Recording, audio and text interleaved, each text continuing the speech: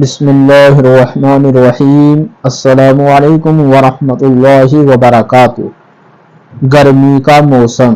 از مؤلف۔ مئی کا آن پہنچا ہے مہینہ، بہا چوٹی سے ایڑی تک پسینہ۔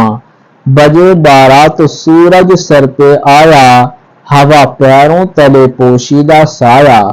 چلی لو اور تڑاقے کی پڑی دھوپ، لپٹ ہے آگ کی گویا کڑی دھوپ۔ زمین ہے یا کوئی جلتا توا ہے، کوئی شعلہ ہے یا پچھوا ہوا ہے۔